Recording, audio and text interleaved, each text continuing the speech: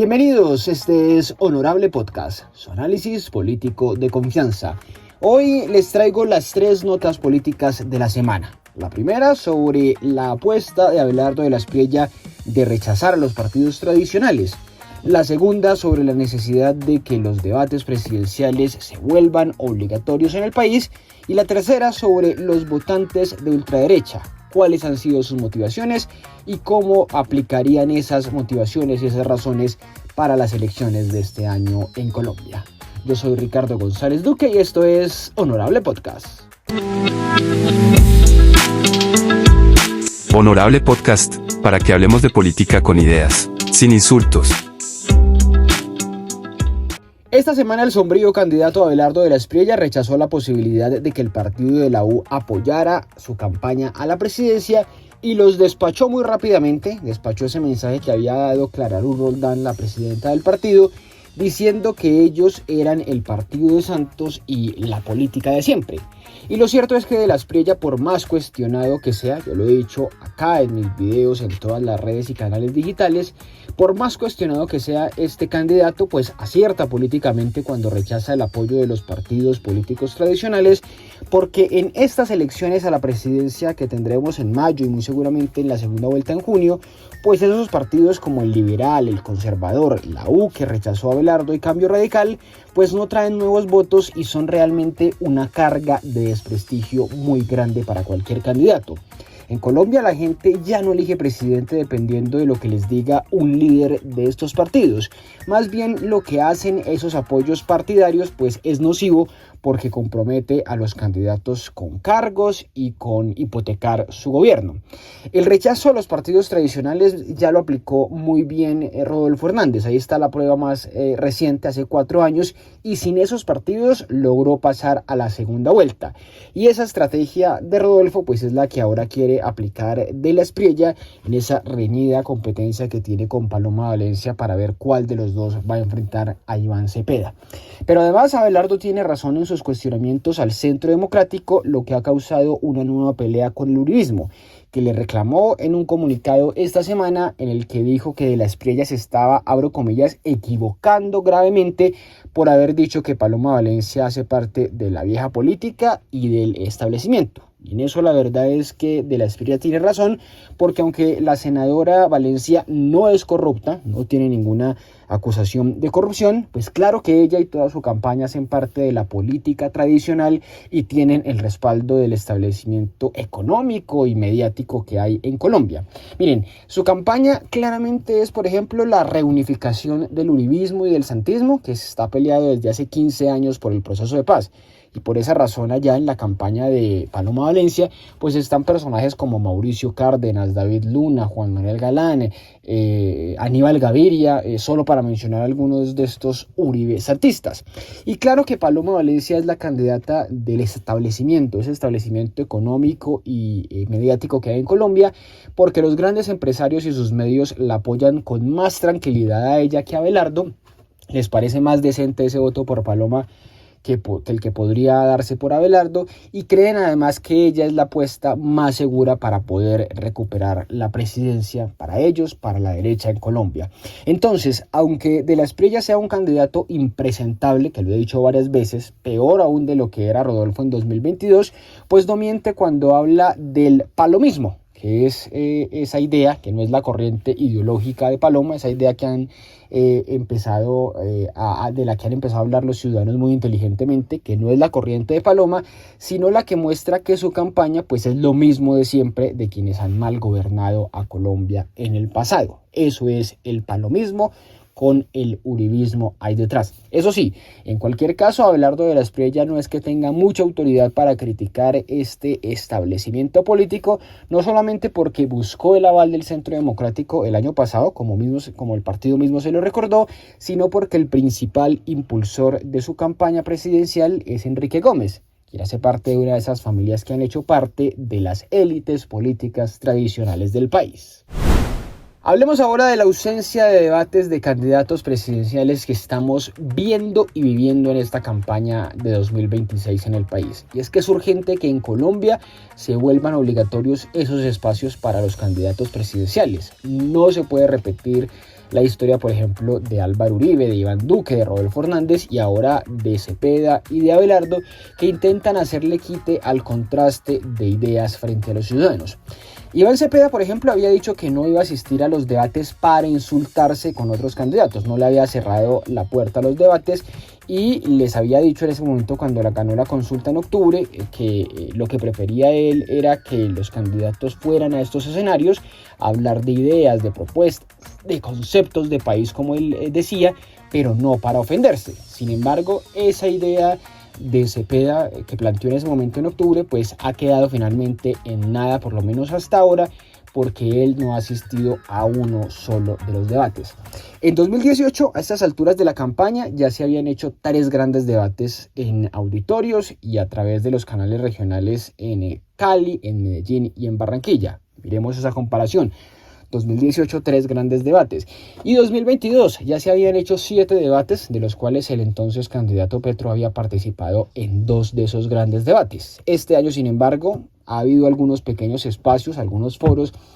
sobre todo universitarios y de algunos medios de comunicación, en los que han participado algunos candidatos, pero no los principales de ellos. Y lamentablemente pues no hemos podido ver una exposición y una confrontación de ideas entre Cepeda, Valencia y De la Espriella, que son los principales candidatos, con lo que pues claramente estamos perdiendo todos los ciudadanos. Ya se los estaba mencionando, en la historia reciente Uribe no fue a los debates cuando se iba a reelegir en el 2006, mientras que Duque y Rodolfo se acobardaron y no fueron a los debates de la segunda vuelta cuando se enfrentaron a Petro. Duque en el 2018 y Rodolfo en el 2022. Entonces, por todo este escenario que les planteo, de lo que pasó antes, de lo que ha pasado ahora, pues es que es tan importante el proyecto de ley que promueven algunos congresistas como Duvalier Sánchez desde el Senado, Santiago Osorio desde la Cámara, entre otros, que busca que quienes se inscriban como candidatos presidenciales pues tengan que asistir mínimo a un debate antes de la primera vuelta y a otro en la segunda vuelta. De no hacerlo, según esta iniciativa, pues la sanción implicaría que pierdan parte de la financiación para su campaña y no puedan hacer uso de los medios de comunicación para su publicidad. Es una sanción que es interesante, que habría que ver cómo se aplica, pero es valiosa esa idea de que el que no vaya a los debates, por lo menos a un debate presidencial, pues tenga algunos castigos. El proyecto busca entonces que sea el Consejo Nacional Electoral el que convoque a todas las campañas para que se pongan de acuerdo sobre el formato, el reglamento y los moderadores de los debates. Y si no hay acuerdo entre las campañas, pues sería el CNE el que lo organizaría todo. Eso es un reto gigantesco para una campaña como la actual, en la que hay más o menos 13 candidatos ya sacando a Clara López de allí. Y es complejo ver un debate con tantos candidatos, pero habría que ver cómo el país se organiza para hacer un debate con todos y un debate con los más representativos en las encuestas. Pero claro que debe existir este espacio y claro que deberían participar todos los candidatos.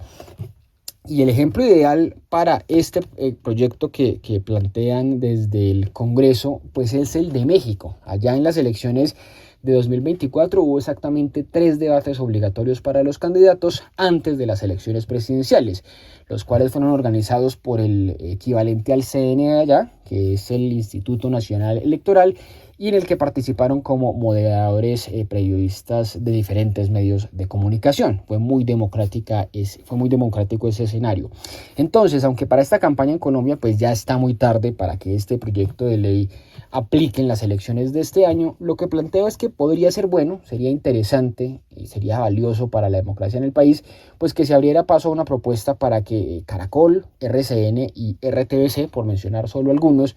pero estos que son los principales medios de televisión en el país, se unan para hacer un solo gran debate con la participación de todos los candidatos y en el que esté un periodista por cada uno de estos medios como moderadores.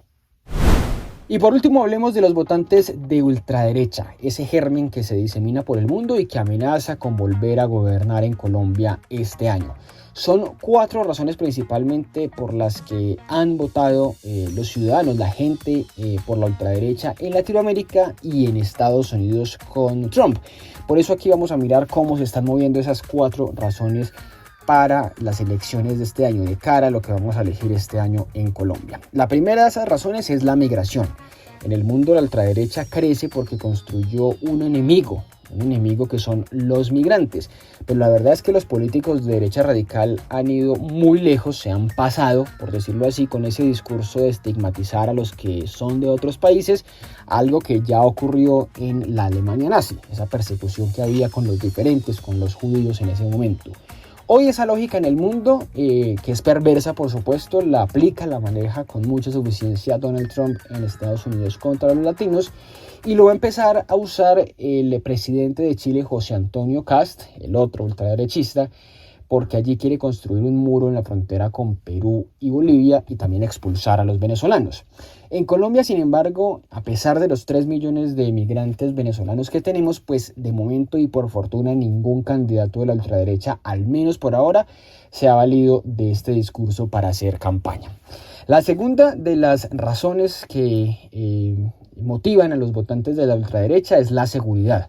que aplica, por ejemplo, el extremo aquí en el continente Nayib Bukele en El Salvador. Su estrategia ha llevado, no hay que dudarlo, a que su país tuviera solamente 82 homicidios en el 2025, 1.3 más o menos es la tasa de homicidios por cada 100.000 habitantes allá. Pero eso ha implicado una represión inmensa, una represión máxima, una limitación a las libertades individuales, unas cárceles convertidas en campos de concentración y pues detenciones masivas sin juicio justo, la dictadura perfecta realmente. Sin embargo, a pesar de este modelo que pinta exitoso, pues hay quienes afirman que se puede volver insostenible en algún momento porque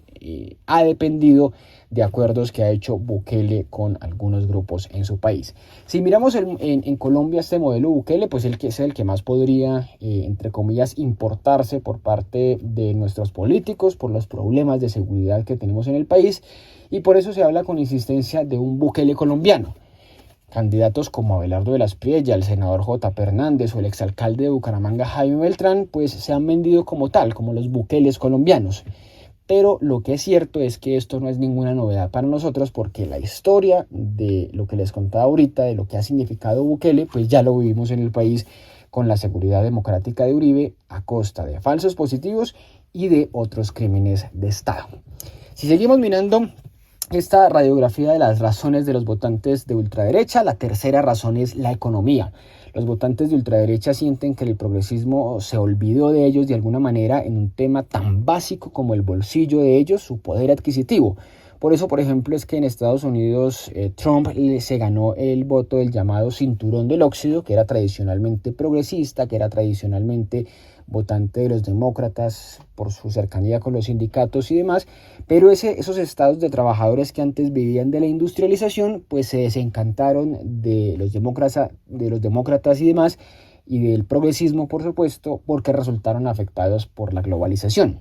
Mientras que si miramos el caso de Argentina, donde la inflación ha convivido con ellos prácticamente toda su vida, pues la democracia se puso a riesgo inmensamente, porque hubo un candidato que fue el economista ultra neoliberal Javier Milei, que prometió acabarla de raíz, y pues finalmente los argentinos terminaron cayendo en esa trampa o esas falencias de la democracia que a veces vivimos, y lo terminaron eligiendo. Si miramos este tema en Colombia, el tema de la economía, pues aunque el modelo Milei también es el referente económico para muchos candidatos, incluida allí por ejemplo la candidata uribista Paloma Valencia, y por supuesto su candidato a la vicepresidencia, que es un neoliberal más, Juan Daniel Oviedo, pues si miramos esa inspiración que tiene el Milei, no sería tan fértil aquí en Colombia, de momento por lo menos, porque los resultados del gobierno Petro en esos indicadores son principalmente favorables, sobre todo en lo que tiene que ver con la gente, con temas como la caída de la pobreza, el desempleo y el alza del salario mínimo. Yo lo he planteado varias veces, el presidente Petro se ha dado cuenta que la izquierda en Latinoamérica tiene que concentrarse más en darle bienestar a los trabajadores que en otras agendas progresistas como podría ser, no sé, el cambio climático que a él tanto le ha interesado. Y si miramos la última razón de las que motivan el voto de la ultraderecha, pues es el discurso contra las élites políticas, que sobre todo supieron capitalizar muy bien en sus países Trump y Milei, diciendo que estaban en contra de la casta política, en contra de los políticos tradicionales. En 2022 ese discurso lo utilizó aquí en Colombia Rodolfo Hernández para pasar a la segunda vuelta, y como les contaba ahorita en otra de las notas políticas, pues le funcionó. Y ahora quien intenta hacer lo mismo también es Abelardo de la Espriella. Sin embargo, al tener en su campaña a sus aliados de políticos tradicionales como Enrique Gómez de Salvación Nacional, pues es poco probable que sea convincente en este aspecto de su discurso contra las élites políticas. Entonces, para resumir todo esto, aunque la ultraderecha aparece muy fuerte en las encuestas en Colombia con esos dos candidatos que tiene, más allá del discurso de la seguridad que ya lo tienen ganado por parte de la derecha, pues no parece muy claro que tengan éxito en las otras razones que les conté. Y por eso es que para ganar la presidencia, pues el uribismo, que representa a esa derecha radical en el país, le toca recurrir al disfraz ideológico que les da Juan Daniel Oviedo para matizar su extremismo. Es decir, de las 4 razones para el votante que motivan al votante de la ultraderecha, quizá esas 3, la de la economía, la de la lucha contra las élites políticas y la de la migración, no le podría resultar tan fácil de materializar en votos a los candidatos en Colombia. Honorable Podcast es producido por Ricardo González Duque. En @RicardoGonDuque en TikTok, Instagram, Facebook, Twitter y YouTube pueden encontrar noticias, opinión y análisis político.